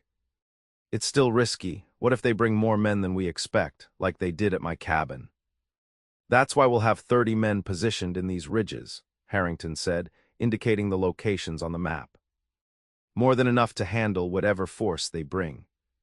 And the sheriff, Catherine asked. Surely law enforcement should be involved. Harrington and Preston exchanged glances. Sheriff Broward is unreliable, Harrington said diplomatically. He's known to accept payments to look the other way on certain matters. So we're taking the law into our own hands, Catherine observed, her tone neutral. Out here, sometimes that's the only law there is, Preston said quietly. Catherine held his gaze for a long moment, then nodded. When do we move? 2 days from now, Harrington replied. Word has been selectively spread that the drive begins at dawn. We'll have our men in position well before that. As they finished their planning, Harrington was called away to deal with a minor crisis involving a broken fence and straying cattle. Preston and Catherine found themselves alone in the study, the map still spread between them. You don't have to be part of this, Preston said, studying her face in the warm lamplight. You've already lost too much because of this fight. Catherine straightened, pushing a strand of auburn hair behind her ear. Those men didn't just steal my possessions, Preston. They stole my home, my security, my father's legacy. Her blue eyes hardened with determination. I want to look them in the eye when they're caught. Preston shouldn't have been surprised by her courage, hadn't she already demonstrated it repeatedly, but something in her quiet resolve moved him deeply. You are remarkable, he said softly, the words escaping before he could reconsider them. Catherine looked up, startled by the sudden compliment. I'm just doing what anyone would do. No, Preston shook his head, coming around the desk to stand before her. Most people would have ridden away from danger. Most would have left me to die in that snow. Most would be broken by losing everything they owned, but not you. A flush crept up Catherine's cheeks. You give me too much credit. And you don't give yourself enough. He reached out, hesitantly taking her hand. I meant what I said in the stable, Catherine. These past weeks with you, they've changed me. Her fingers curled around his, her touch sending warmth through his veins. How? She asked, her voice barely above a whisper. Preston struggled to find the right words to articulate the transformation she had sparked within him. All my life on the frontier, I believed that survival meant standing alone. That caring for someone was a luxury I couldn't afford. He moved closer, drawn by some invisible force between them. You showed me that real strength comes from connection, not isolation. Catherine's eyes searched his, vulnerability and hope mingling in their blue depths. And after this is over, when Radcliffe is dealt with? It was the question he'd been avoiding, the future he dared not contemplate too closely lest it disappear like smoke. I don't know what happens next, he admitted, his voice low and intent. I only know that I can't go back to the man I was before you found me in that snow. I don't want to. Something shifted in Catherine's expression, a softening, a decision reached. She stepped forward, closing the small distance between them, and lifted her free hand to his cheek. Good, she said simply. Because I rather prefer the man you are now. The kiss that followed was nothing like their desperate, brief contact during the cabin attack. This was slow, deliberate, a mutual exploration and acknowledgement of feelings too complex for words. Preston's arms encircled her waist, drawing her closer as Catherine's fingers threaded through his hair. When they finally parted, both slightly breathless, Preston rested his forehead against hers, eyes closed as if memorizing the moment. Timing has never been my strong suit, he said with a rueful smile. Starting something like this right before riding into danger. Catherine's laugh was soft and warm against his lips. The frontier rarely offers perfect timing, mister. Fallen, we take the moments given to us. A discreet cough from the doorway caused them to step apart, though Preston kept hold of Catherine's hand. Martha stood there, her expression a mixture of embarrassment at interrupting and motherly approval. Dinner is served, she announced, then added with a small smile, whenever you're ready, of course. As she disappeared back toward the dining room, Catherine bit her lip to suppress a laugh, her cheeks flushed with color that had nothing to do with embarrassment.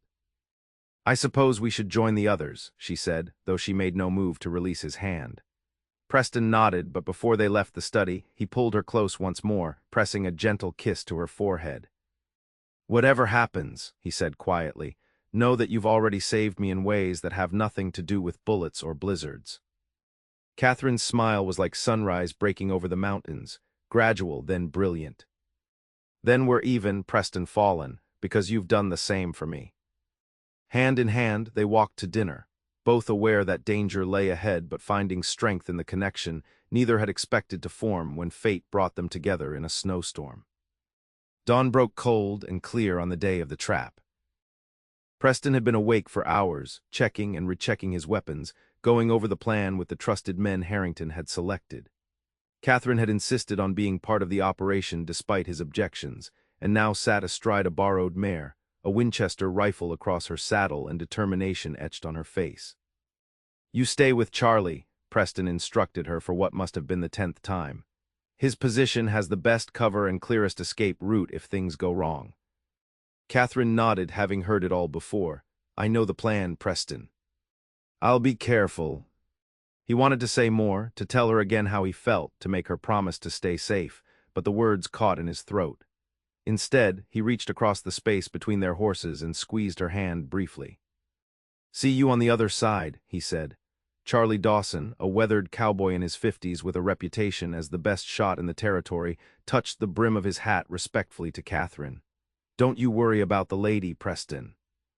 I'll keep her safe as my own daughter. With that small reassurance, Preston rode to join Harrington at the head of the small group of cattle being used as bait.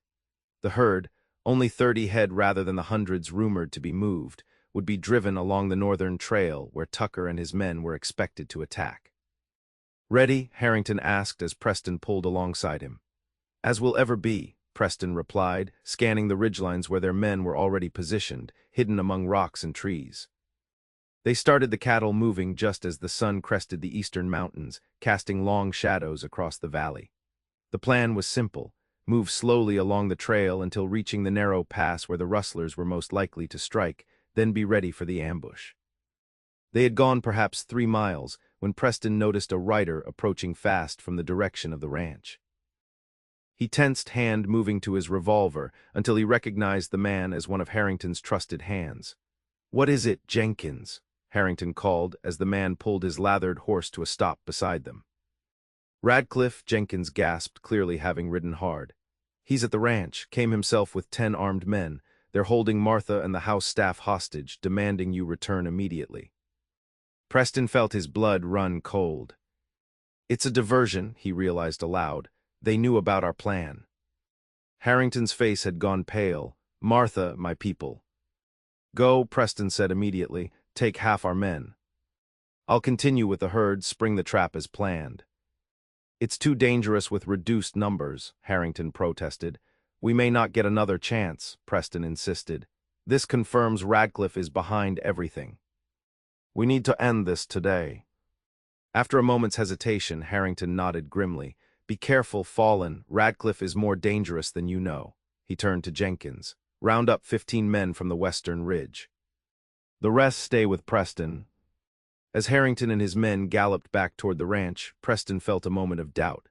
Had they miscalculated? Was the trap about to snap on the wrong people? His gaze sought out the ridge where Catherine and Charlie were positioned.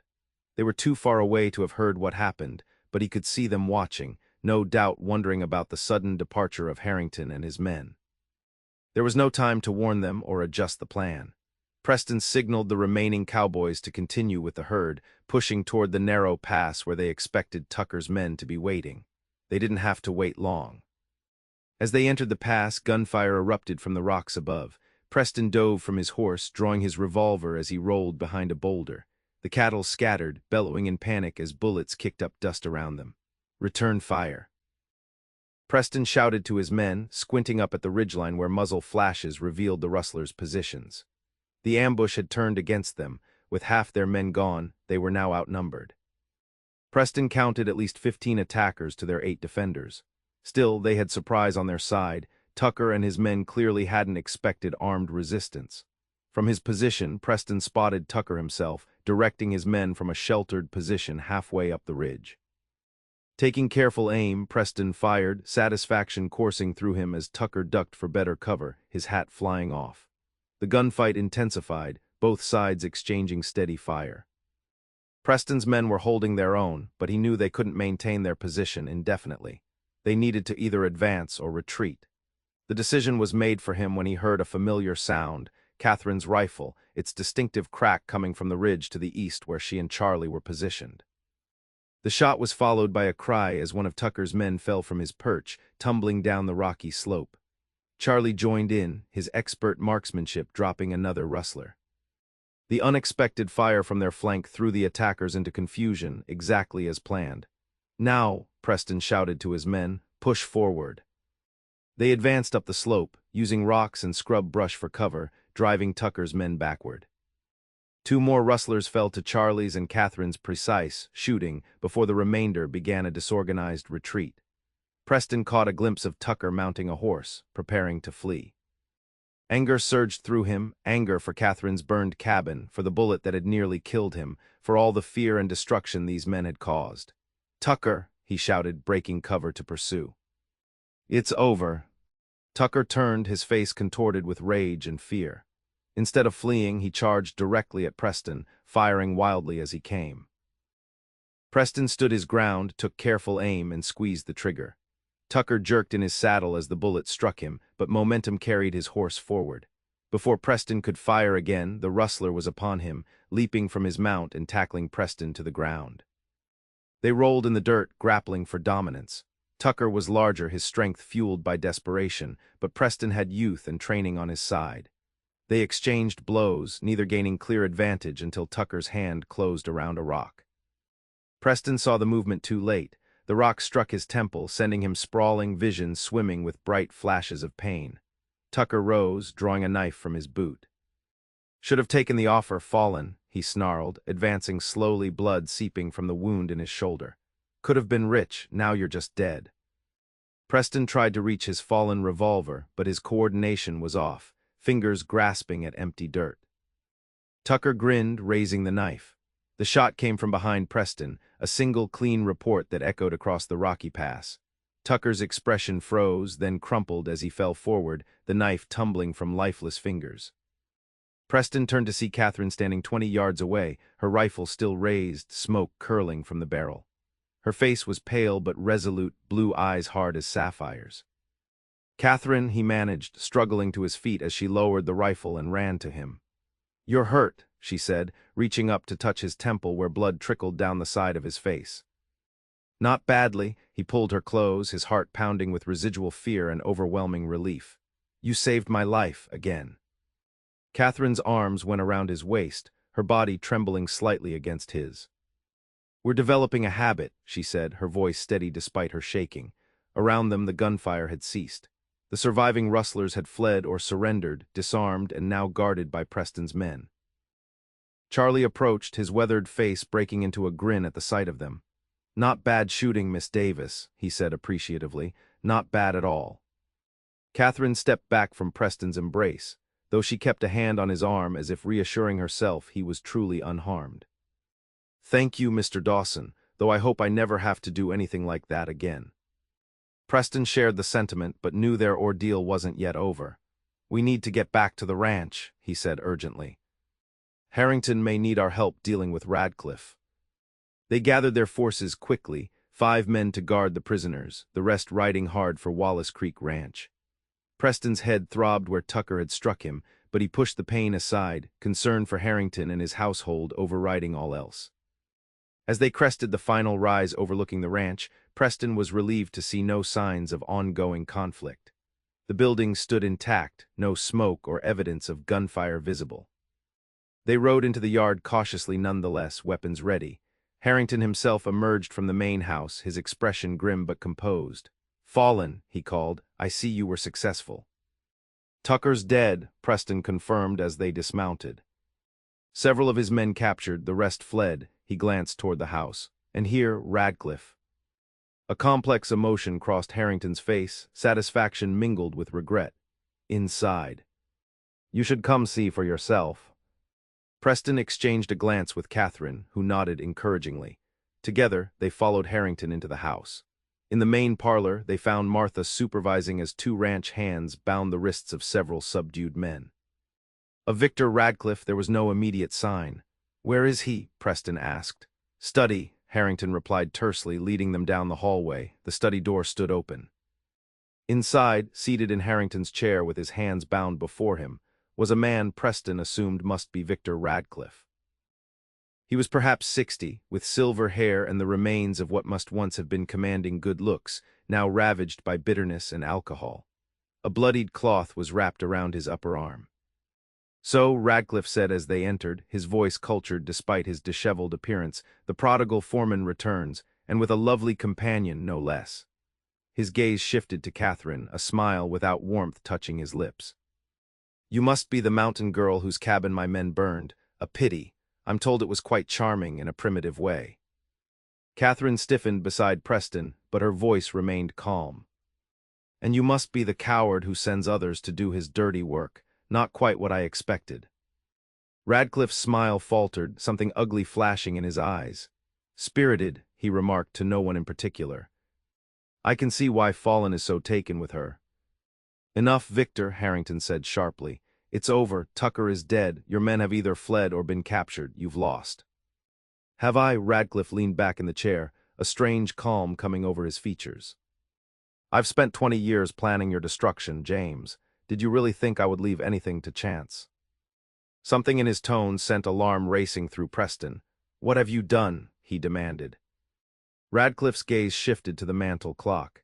In about 10 minutes you'll find out. My men weren't just here for hostages, you see. They've been quite busy while you were all distracted. Harrington paled. The house? Oh, not the house, Radcliffe interrupted, his smile returning. That would be too quick, too merciful. No, I want you to watch everything you've built burn slowly, starting with your barns, your corrals, your carefully bred cattle. Then, when you have nothing left but this house and the clothes on your back, perhaps you'll understand what it feels like to lose everything that matters. Preston was already moving, shouting for the men outside. Check the barns, the outbuildings. Look for anything that doesn't belong. The ranch erupted into activity as cowboys scattered to search every structure. Preston himself ran to the main barn, Catherine close behind him despite his shouted instructions for her to stay in the house. The barn was quiet, the horses undisturbed in their stalls. Preston moved methodically, checking every corner, every shadow. It was Catherine who found it, a small metal device tucked behind hay bales, connected to what appeared to be several sticks of dynamite. Preston, she called, her voice tight with urgency. He joined her, heart sinking as he examined the crude timer. Blasting caps and dynamite, he confirmed. Mining equipment modified. Can you disarm it? Catherine asked, already gathering her skirts to move hay bales away from the device. Preston studied the mechanism, trying to recall what little he knew of mining operations. I think so. The principle is simple enough. He glanced at her. You should go if I make a mistake. I'm staying, she interrupted firmly. Tell me what to do. There was no time to argue. Preston directed her to carefully move the hay while he examined the timer more closely. It was crude but effective, a clockwork mechanism designed to trigger the blasting caps when the spring unwound completely. We need to disconnect the caps from the dynamite first, he explained, working as he spoke, then disable the timer. Together, they worked with painstaking care, aware that one wrong move could trigger an explosion that would destroy the barn and everyone in it. Preston's hands remained steady despite the pressure, Catherine following his instructions without hesitation. When the last wire was disconnected and the blasting caps secured separately from the dynamite, Preston released a breath he hadn't realized he was holding. That's it, he said, sitting back on his heels. It's disarmed. Catherine's shoulders sagged with relief. Thank God. From outside came shouts of confirmation, similar devices found in the grain storage and smaller barn, all successfully disarmed. Radcliffe's final plan had failed. As they emerged from the barn, Preston caught Catherine's arm, turning her to face him. In the bright sunlight, with danger temporarily abated, he was struck anew by her courage and composure through all they had endured. You could have been killed in there, he said softly. Why didn't you leave when I asked you to? Catherine met his gaze directly, a hint of challenge in her blue eyes. For the same reason you stayed to fight Tucker when you could have retreated. Some things are worth risking everything for. The simplicity and truth of her answer left him momentarily speechless. Before he could respond, Charlie approached, interrupting the moment. Sheriff's here, he announced. Seems he's suddenly very interested in rustlers and attempted murder now that the hard work's done. Preston nodded, reluctantly releasing Catherine's arm. We'd better go deal with this. Harrington will need witnesses for all that's happened. As they walked back to the house, Preston found himself wondering what came next. The danger was past, justice would be served, but what of Catherine? What of the feelings growing between them that neither had fully acknowledged? Those questions would have to wait, he decided. For now, there were statements to give, prisoners to transfer, and a ranch to secure. The future, their future, would reveal itself in time. The aftermath of what became known locally as the Wallace Creek War brought changes no one had anticipated. Sheriff Broward, eager to salvage his reputation, made a great show of arresting Victor Radcliffe and the surviving rustlers. The territorial judge arrived within the week for an expedited trial, resulting in lengthy prison sentences for all involved. Catherine found herself suddenly something of a local celebrity, the young woman who had helped bring down the territory's most notorious rustling operation. Harrington, grateful beyond words for her role in saving his ranch and household, insisted she stay as an honored guest for as long as she wished. I've also set aside a sum, he informed her one evening as they all sat in the parlor after dinner. Compensation for your lost property. Catherine started to protest, but Harrington raised a hand to silence her. It's non-negotiable, my dear. Those men targeted you because of your connection to my ranch, my foreman. The least I can do is help you rebuild. Preston, watching the exchange from his seat by the fire, felt a mixture of relief and apprehension. The money would allow Catherine to start over, to rebuild her cabin or perhaps move somewhere else entirely. The thought of her leaving twisted something in his chest. That's very generous, Catherine was saying, clearly uncomfortable with what she perceived as charity. But I couldn't possibly. Consider it payment for services rendered then, Harrington interrupted smoothly. Professional services as a nurse and sharpshooter. That drew a reluctant smile from Catherine.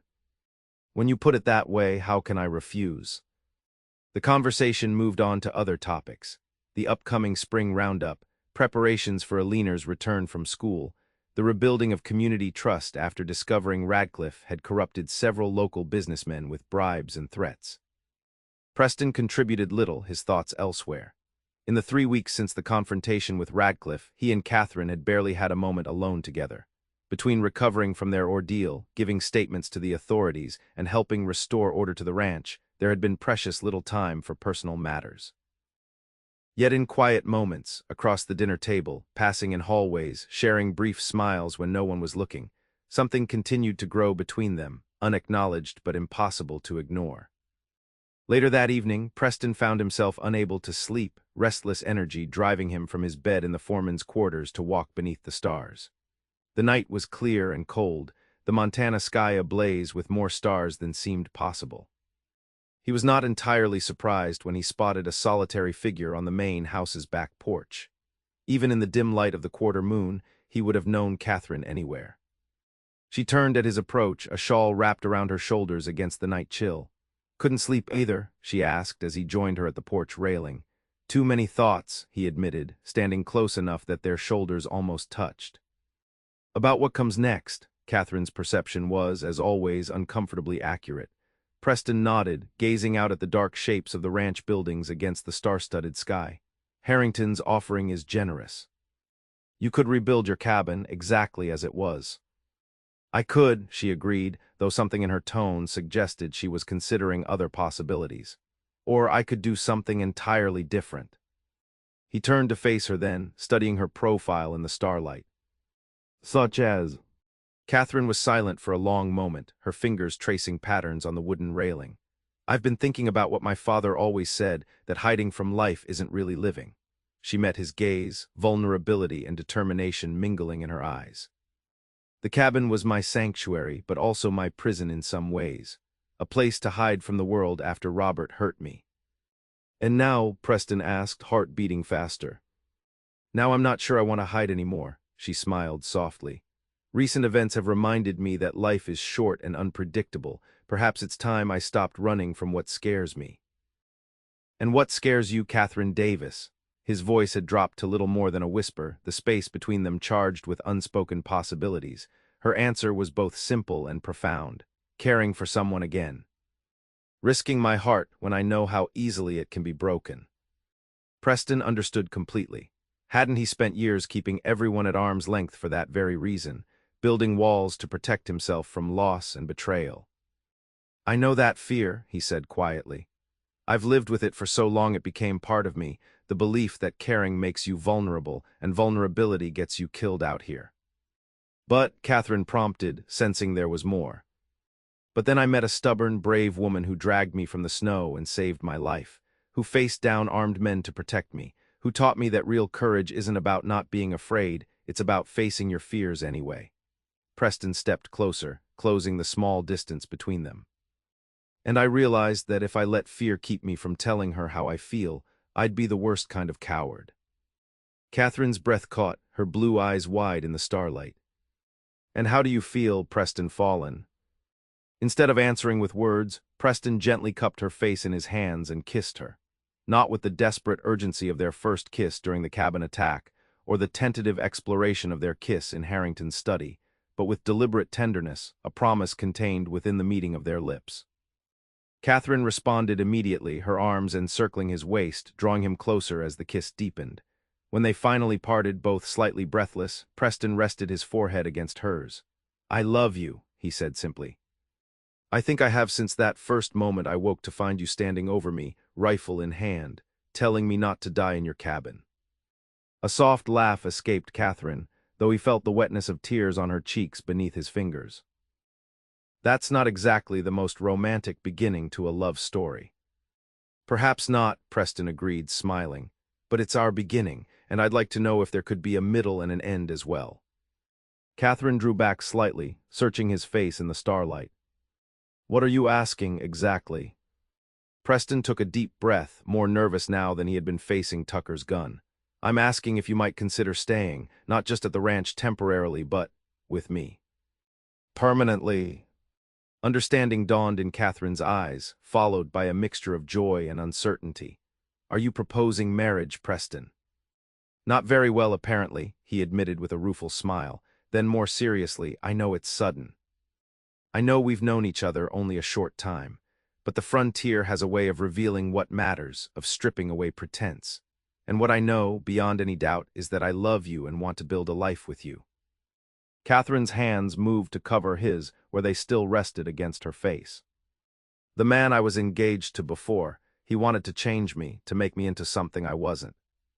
I would never ask that of you, Preston said firmly. I fell in love with who you are, Catherine, your strength, your independence, your courage. I don't want to tame or change any part of you. She studied him for another long moment, as if weighing his sincerity. Then a smile broke across her face, radiant even in the dim light. Yes, she said simply. Yes, Preston repeated, hardly daring to believe. Yes, I'll marry you. Her smile widened. Though I think we should wait until Alina returns, it seems only fair that Harrington's daughter should be present for the wedding of his foreman. Joy surged through Preston, so intense it left him momentarily speechless. He pulled Catherine close, lifting her off her feet in an uncharacteristic display of exuberance that drew a surprised laugh from her. I love you, he said again as he set her down, the words feeling more natural the second time. And I promise you won't regret this. Catherine's expression grew serious, though happiness still shone in her eyes. I know I won't. Because despite everything that's happened, losing my cabin, nearly being killed, meeting you has been the best thing that ever happened to me. They sealed the promise with another kiss, standing beneath the vast Montana sky, both acutely aware of how unlikely their meeting had been. A wounded man in a snowstorm, a woman alone in the wilderness, and how precious the love that had grown from that chance encounter. The frontier might be harsh and unforgiving, but it had given them each other. And that, they both knew, was worth every hardship they had endured. Spring came to the Montana territory in a rush of green and gold, the landscape transforming almost overnight from snow-covered to vibrant with new life. At Wallace Creek Ranch, the change of seasons brought with it a flurry of activity. Cattle to be moved to summer pastures, buildings to be repaired after winter damage, and preparations for not one but two significant events. The return of Alina Harrington from her Eastern school and the wedding of Preston fallen to Catherine Davis. Catherine stood on the porch of the main house, watching as Preston worked with several cowboys to break a spirited young stallion in the corral. Over the past months, she had come to love watching him work. The quiet confidence with which he handled both animals and men, the respect he commanded without ever raising his voice.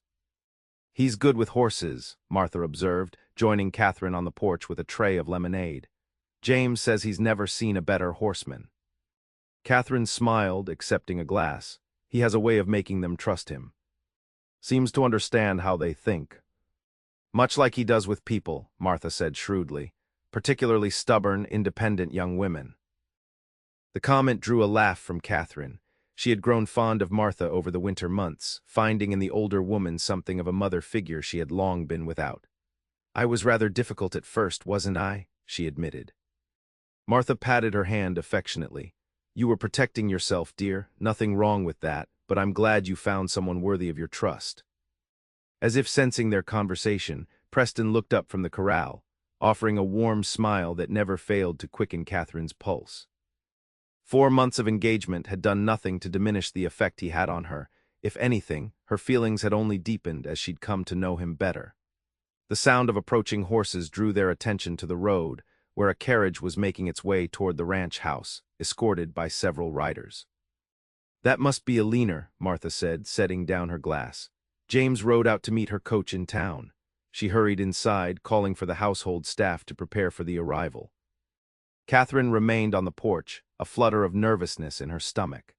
Though she had exchanged several friendly letters with Alina Harrington over the winter, this would be their first meeting in person. Preston had assured her repeatedly that Harrington's daughter was warm and accepting, but Catherine couldn't help worrying that the young woman might resent an outsider's sudden prominence in her father's household.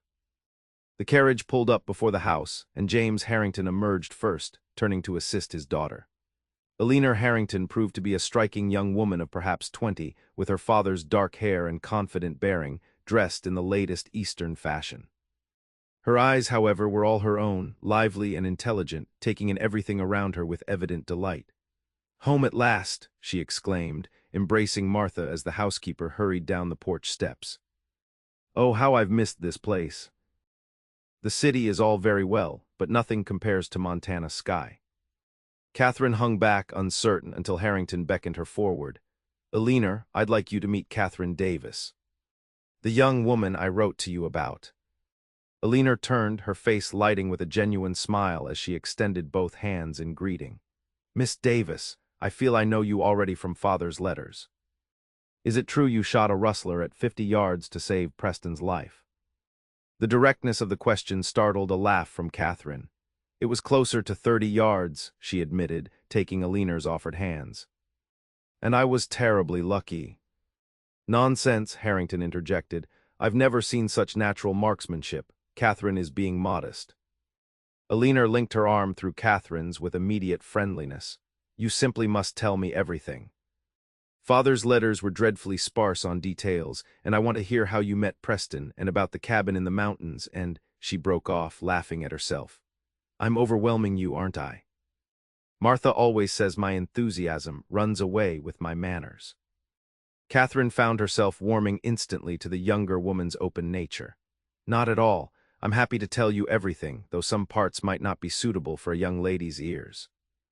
Alina's eyes sparkled with mischief.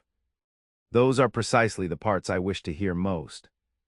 As they walked inside, chatting easily, Catherine glanced back to see Preston watching from the corral, a smile of approval on his face. She had worried needlessly, it seemed. Alina Harrington was nothing like the spoiled Eastern belle she had half expected. Over the next week, preparations for the wedding intensified. Though Catherine had initially suggested a simple ceremony with just the ranch household present, Harrington had insisted on something more substantial. You and Preston are family now, he had declared when she protested the expense and fuss. And this ranch has seen enough violence and sorrow. It's time for a proper celebration. So invitations had been sent to ranchers and townspeople throughout the region. Martha and Alina had taken charge of decorating the ranch house and grounds, while Catherine found herself the somewhat bewildered recipient of a wedding dress ordered from San Francisco, a creation of ivory satin and lace far more elegant than anything she had ever owned. It's too much, she protested when Alina insisted she try it on. Nonsense, Alina replied, circling Catherine with a critical eye as she adjusted the gown's fall. Every bride deserves to feel beautiful on her wedding day. And besides, she added with a sly smile, wait until Preston sees you in this. The poor man won't be able to string two words together. The thought brought color to Catherine's cheeks, though she couldn't deny a certain pleasure in imagining Preston's reaction. The night before the wedding, Catherine found herself unable to sleep, restless energy driving her from her bed to the window overlooking the ranch yard. Tomorrow would transform her life completely, from solitary mountain woman to wife, from orphan to part of a family. A soft knock at her door interrupted her thoughts. She opened it to find Alina also still dressed despite the late hour. I saw your light, the younger woman explained, pre-wedding nerves. Catherine smiled ruefully. Is it that obvious? May I come in? When Catherine nodded, Alina entered, settling comfortably on the edge of the bed. I brought reinforcements, she added, producing a small flask from her dressing gown pocket. Father's best brandy. Medicinal purposes only, of course. Catherine laughed, accepting the flask and taking a small sip. The brandy burned pleasantly down her throat, warming her from the inside. Now, Alina said, retrieving the flask, tell me what's troubling you. Having second thoughts. No, Catherine answered immediately, surprising herself with the certainty in her voice. No, not about Preston, never about him. Then what? Catherine moved back to the window, gathering her thoughts. I'm not sure I know how to be a wife, she admitted finally. My mother died when I was young. I've spent most of my life in the wilderness with only my father for company. What if I'm not what Preston needs? Alina was quiet for a moment, considering. May I speak plainly? Catherine nodded, grateful for the younger woman's direct nature. I've known Preston Fallon since father hired him last year, Alina said. In that time, I've never seen him look at anyone the way he looks at you, as if you've hung the moon and stars. She took another sip from the flask before continuing. Before you he was contained, competent, respected, but distant, like he had built walls around himself that no one could breach. He had his reasons, Catherine said softly, thinking of all Preston had shared about his past, the losses, the betrayals that had taught him to stand alone. I'm sure he did, Alina agreed. The point is, you changed him, opened him up. Anyone with eyes can see he's happier, more complete with you in his life. She rose, joining Catherine at the window. As for not knowing how to be a wife, I suspect that's something all brides worry about, even those raised with every social advantage. Did your mother worry about such things, do you think? Catherine asked. A shadow passed over Alina's face. I never knew her, she died giving birth to me. Catherine immediately regretted the question. I'm sorry, that was thoughtless of me. Not at all, Alina assured her.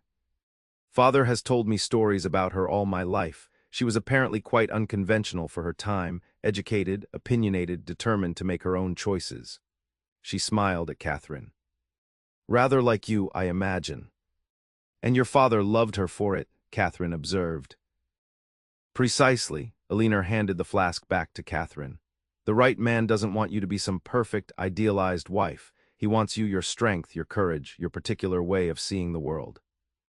The wisdom in the younger woman's words struck Catherine deeply.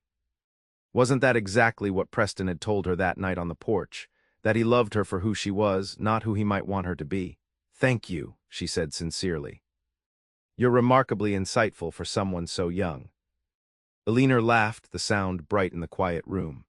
I've spent the past 4 years at a young ladies' seminary, surrounded by girls either desperate to marry well or determined never to marry at all.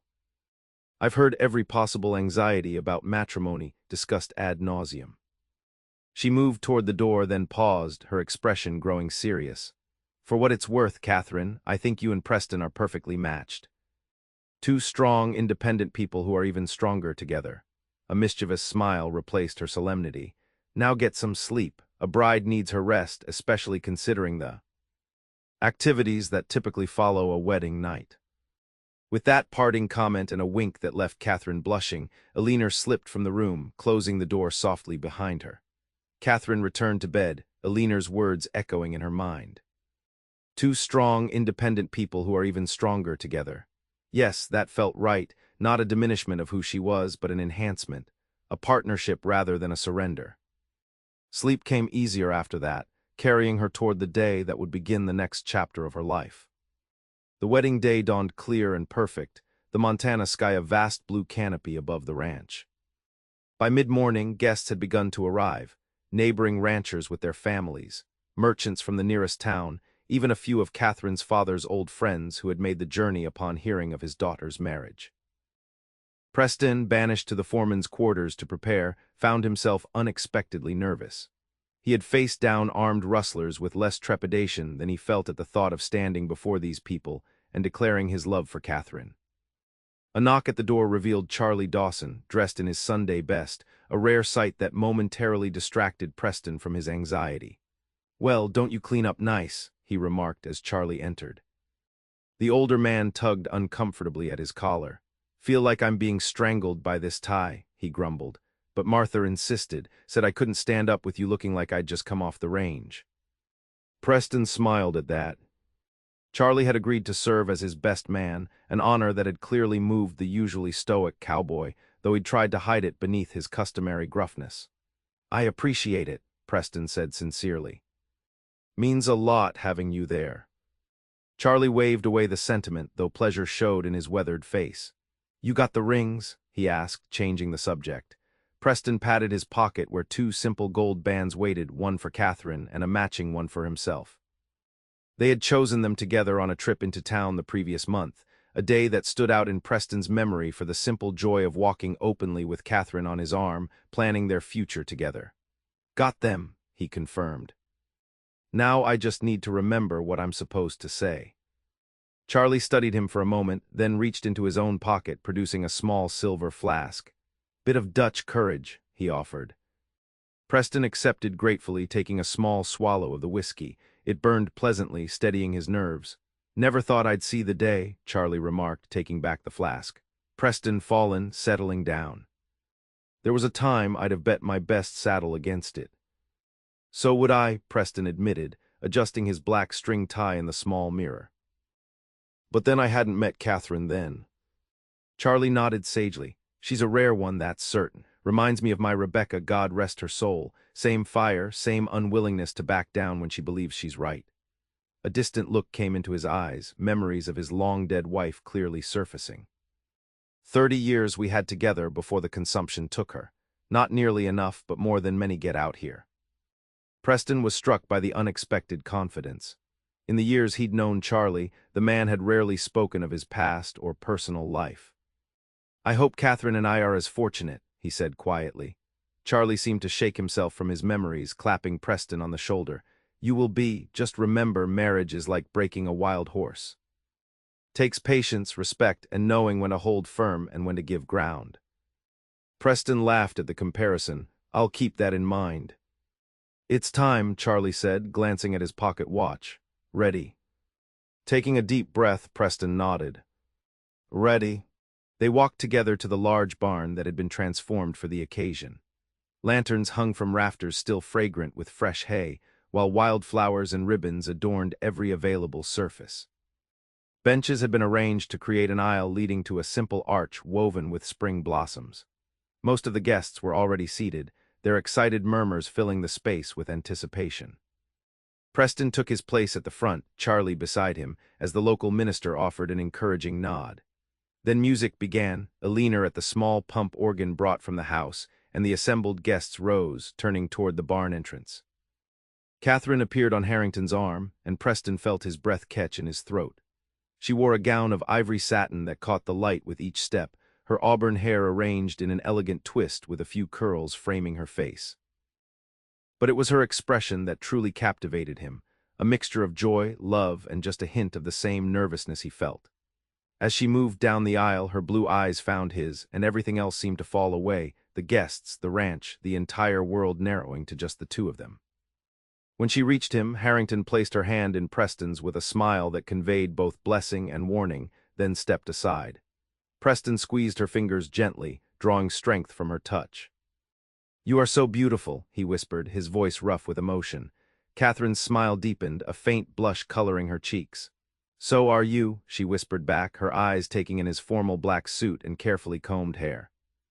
The minister began the ceremony, his words washing over Preston like a distant tide. He responded when prompted, spoke his vows with clear conviction, but his attention remained fixed on Catherine. The way the light caught in her hair, the steady pressure of her hand in his, the love shining in her eyes that mirrored his own. When it came time for the rings, Charlie handed them over with uncharacteristic solemnity. Preston slid the simple gold band onto Catherine's finger, his hand steady now despite his racing heart. "With this ring I thee wed," he said, the traditional words carrying the weight of his promise. "With my body I thee worship, and with all my worldly goods I thee endow." Catherine repeated the vows as she placed his ring on his finger, her voice clear and unwavering. Preston was struck again by her courage, this woman who had faced down armed men without flinching, yet looked at him now with such open vulnerability and trust. "By the authority vested in me," the minister concluded, "I now pronounce you husband and wife. What God has joined together, let no man put asunder." He smiled benevolently. "You may kiss your bride." Preston needed no further encouragement. Drawing Catherine close, he kissed her with tender reverence, conscious of their audience but unable to restrain the joy surging through him. She responded in kind, her hand coming up to rest against his cheek in a gesture that felt both intimate and possessive. When they parted, the barn erupted in cheers and applause. Hand in hand, they turned to face their guests, their friends, their makeshift family, both smiling so broadly it seemed their faces might crack from happiness. The celebration that followed lasted well into the evening. Tables had been set up in the ranch yard, laden with food prepared by Martha and her staff. A local fiddler and his companions provided music for dancing, while lanterns cast a warm glow over the festivities as dusk settled. Preston found himself constantly drawn back to Catherine's side, no matter how many congratulations or conversations pulled him away temporarily. She seemed to feel the same magnetic draw, their eyes seeking each other across the gathering, exchanging smiles that contained private meaning. "Mrs. Fallen," he said when they finally had a moment alone, testing the sound of her new name. "How does it feel?" Catherine considered, her head tilted thoughtfully. "Strange," she admitted. "But wonderfully so." She glanced around at the celebration continuing around them. "I never imagined having this, a husband, a family, all these people wishing us well." "Regrets?" Preston asked, studying her face carefully. "Not one," she assured him, her hand finding his, "though I do wonder what comes next for us." It was a question they had discussed but not fully resolved. Preston had continued his position as foreman at Wallace Creek, but they had also spoken of eventually finding a place of their own, perhaps rebuilding on Catherine's mountain property or homesteading elsewhere. "Whatever comes next," Preston said, "we face it together. That's all that matters to me." Catherine's expression softened. "When I found you in that snow," she said quietly, "I had no idea you would change my life so completely." "For the better, I hope," he replied with a smile. "For the better," she confirmed, then glanced mischievously toward the ongoing celebration. "Though I'm beginning to think we might slip away without being missed. It is our wedding night, after all." Heat flared in Preston's chest at her implication. They had maintained propriety during their engagement, limited to stolen kisses and embraces that always ended before they could progress further. The anticipation of finally being alone together, with no need to stop or pull away, had been building for months. "I like the way you think, Mrs. Fallon," he murmured, bringing her hand to his lips. "Shall we make our escape?" Catherine nodded, a becoming flush touching her cheeks. They made their excuses to Martha and Harrington, enduring good-natured teasing from the older man and knowing looks from Alina, before slipping away to the small cabin that had been prepared for them at the edge of the ranch property. A wedding gift from Harrington, offering privacy while remaining close enough to the main house for convenience. The cabin was simple but comfortable, with a stone fireplace already lit against the spring evening's chill, fresh linens on the bed, and a bottle of champagne cooling in a bucket of water. Someone Alina, Catherine suspected, had scattered wildflowers across the counterpane, their subtle fragrance filling the air. "Home," Preston said softly, closing the door behind them. "For now," Catherine agreed, suddenly shy despite her earlier boldness. This was unfamiliar territory for both of them, a vulnerability neither was accustomed to showing. Preston seemed to understand her hesitation. He moved to pour 2 glasses of champagne, handing one to Catherine with a smile that held equal parts desire and reassurance. "To us," he said, raising his glass, "and to all the adventures ahead." "To us," she echoed, the crystal ringing as they touched glasses.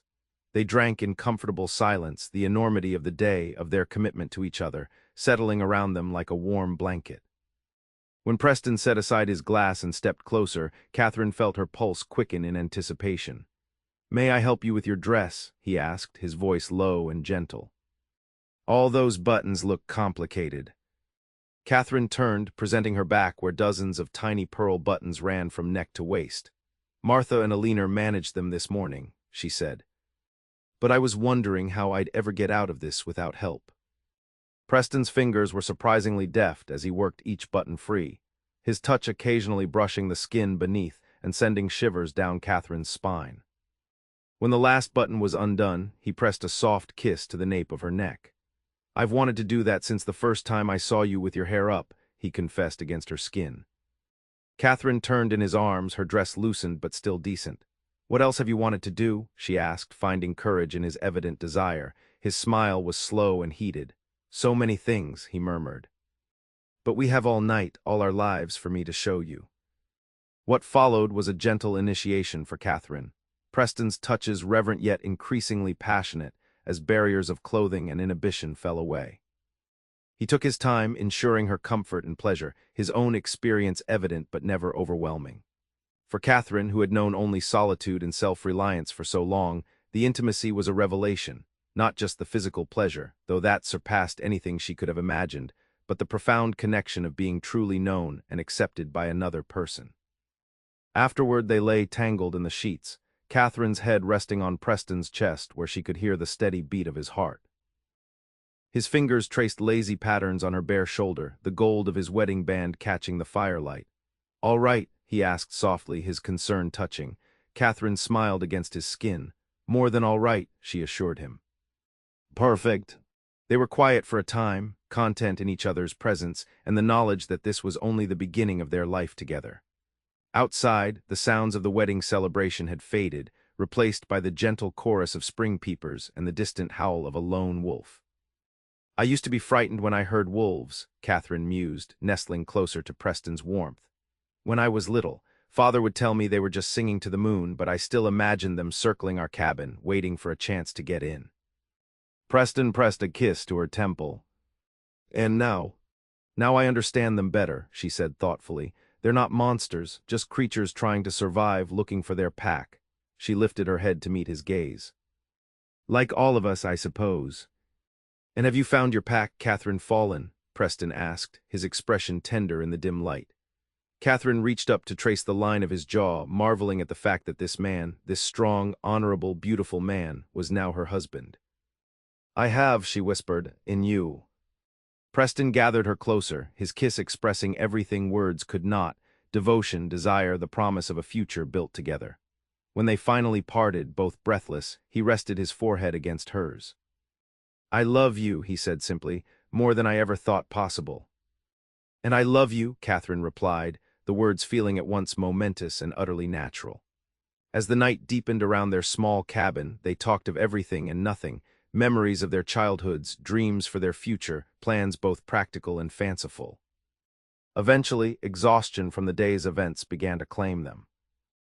Preston fought against sleep, wanting to prolong this perfect moment, to memorize every detail of Catherine's face in the fading firelight. But his eyes grew heavy despite his best efforts. Catherine noticed his struggle, smiling fondly as she pulled the quilt higher around them both. Sleep, Preston, she whispered, pressing a gentle kiss to his brow. You're safe. Sleep now. The words, an echo of that first night when she had tended his wound in her mountain cabin, carried a deeper meaning now. In Catherine's arms, Preston had found not just physical safety but emotional sanctuary as well. A place where he could lay down the armor he had carried for so long, where he could be vulnerable without fear. As he drifted into sleep, Catherine's steady heartbeat against his own, Preston knew with absolute certainty that whatever challenges the frontier might bring, they would face them together. The lone wolf had found his mate, his pack, his home, and in that knowledge he found peace more profound than any he had ever known. 5 years later, the summer sun hung low over the Bitterroot Mountains, painting the landscape in hues of gold and amber as dusk approached. On the wide porch of the Fallon homestead, Catherine sat in a rocking chair, her eyes on the horizon where the silhouettes of rider and horse had just appeared. Papa's home. 4-year-old Margaret Fallon, named for her maternal grandmother, scrambled down from Catherine's lap, her dark curls bouncing as she raced across the yard toward the approaching horse. Careful, Maggie, Catherine called, rising more slowly due to the weight of her second pregnancy. At 7 months along, her movements had become deliberate, though no less determined. From inside the house came the sound of a pot clattering, followed by Martha Harrington's good-natured scolding. The older woman had insisted on staying with them for a few weeks to help prepare for the new baby's arrival, a kindness Catherine had gratefully accepted. The Fallon homestead stood on a rise overlooking a small valley, built on Catherine's original property but not quite where her father's cabin had once stood. That spot was marked now by a simple stone memorial, a place where they sometimes took Maggie to tell her stories about the grandfather she would never meet. The home they had built was larger and more substantial than the original cabin, a 2-story structure of solid logs with a stone chimney, wide porches, and windows that caught both morning and evening light. Around it, the ranch they had established was modest but prosperous, with healthy cattle grazing in the valley below and well-tended vegetable gardens surrounding the house. Preston had returned to his original vision for himself, not a ranch foreman but a rancher in his own right. With Harrington's blessing and financial backing, they had started small, building gradually over the past 5 years. The arrangement had benefited both men. Preston gained independence, while Harrington secured a reliable partner for joint cattle drives and a trusted ally in territorial disputes. As Preston dismounted, swinging Maggie up into his arms with practiced ease, Catherine felt the familiar rush of joy at his return.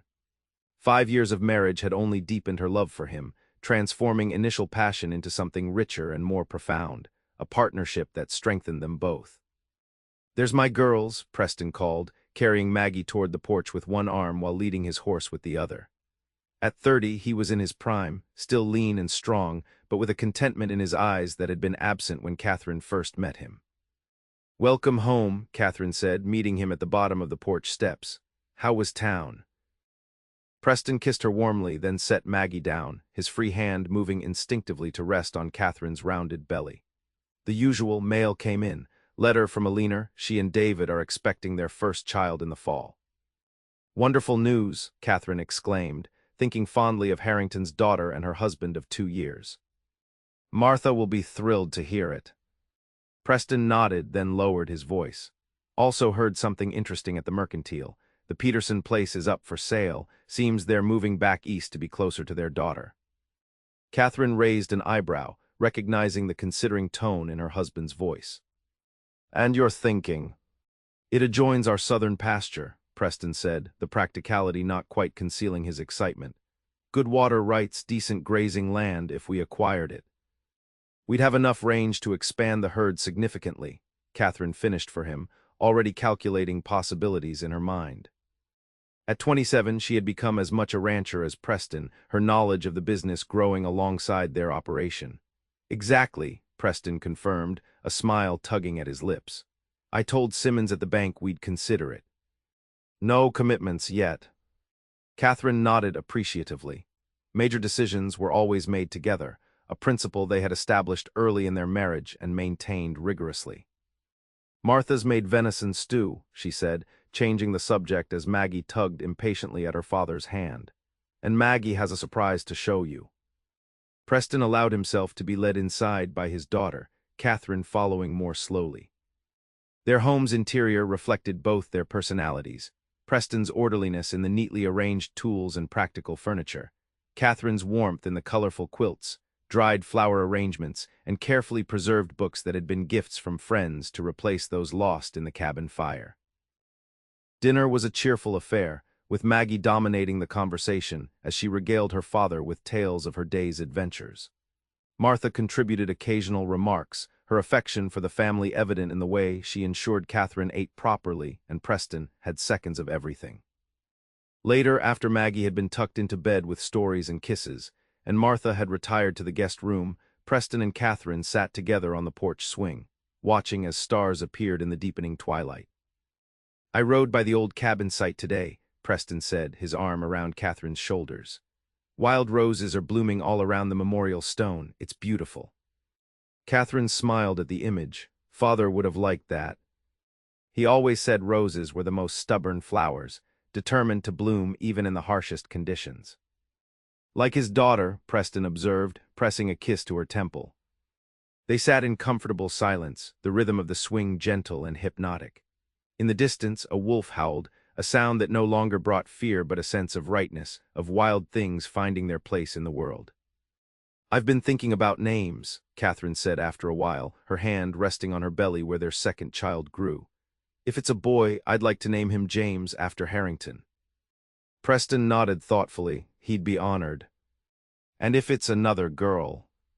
Rebecca, Catherine said softly, glancing up to gauge his reaction.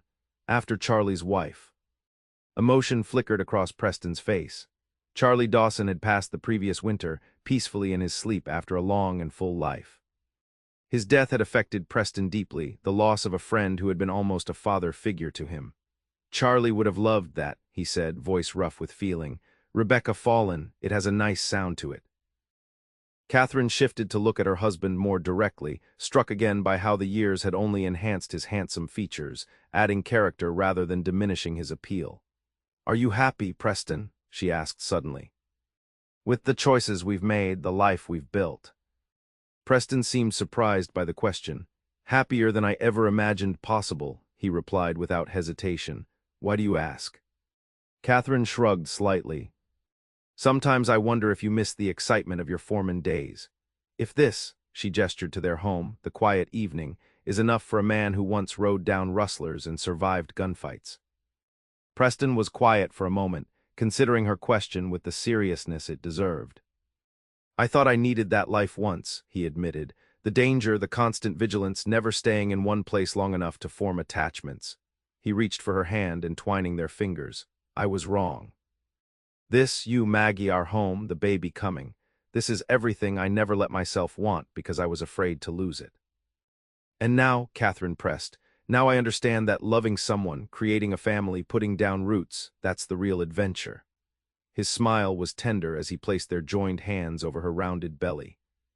Every day with you is more exciting than any gunfight, Catherine fallen, and infinitely more rewarding. Catherine leaned into him, emotion welling in her throat. Even when I'm as big as a barn and twice as ornery, she teased to lighten the moment. Preston laughed, the sound warm in the gathering darkness. Especially then, he assured her, though I'd never be foolish enough to make the barn comparison myself. Wise man, she approved, settling comfortably against his shoulder. The baby kicked beneath their hands, a strong movement that made them both smile. Preston spread his fingers wider as if trying to embrace their child through Catherine's skin. I never thank you enough, he said quietly. For what? For finding me in that snow, for being stubborn enough to keep me alive when I was determined to die, for teaching me that the frontier doesn't have to harden your heart. His voice dropped lower, intimate in the darkness. For loving me, Catherine, for making me believe I deserved to be loved. Catherine turned her face up to his, her blue eyes luminous in the starlight. I should be thanking you, she countered.